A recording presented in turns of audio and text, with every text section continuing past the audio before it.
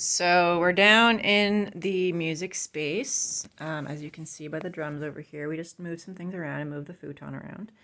So John and I had this conversation. When I moved here, we were like, hey, what's going to happen if we stop practicing in Sterling and have to do something with the other drum set? And I said, well, I want to keep the other drum set and we should sell the pork pie set, which is this one. And John said, no, we should keep the pork pie and sell the Trixon set. I like the Trixon set just because I'm kind of used to it. It looks like trash, but it sounds good. So the obvious fucking solution ended up becoming a 2 drum set household, and I am like cackling with excitement. It's pretty awesome. It's pretty awesome. I was like, John, hear me out.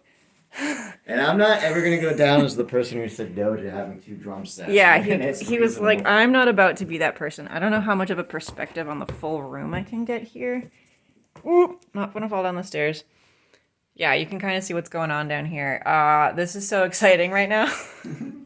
So, yeah, they are technically both my drum sets. Like, he owns the snare and his cymbals and shit, but like whatever, they're both mine, but that's his. I call this one his kid, and it's like I don't want to have to adjust shit if I want to go down and play.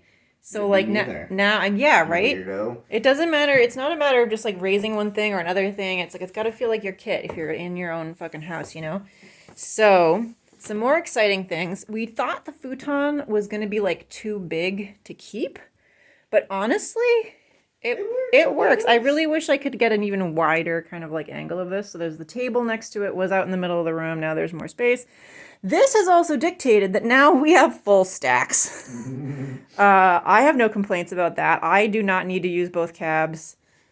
Yeah, me neither. But I like it anyways. Well, right, yeah. I mean, it makes us look cool at the very least. It's cool. So yeah, that's kind of... Wait, no, that's like my show cab that's got the wheelies on it, the casters. So the bigger one is on top because it doesn't have wheels on it. Don't worry about it. That's the one I'm going to use here. You plugged it into the top one, right? Yeah. Okay. Yeah, so that's the one I'm going to use here. And that's the one I'll use for shows. And I have my current bass and my very old bass, which needs a fret job. That's okay.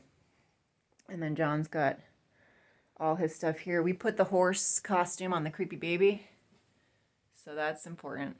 That's very important. We've got this guy happening.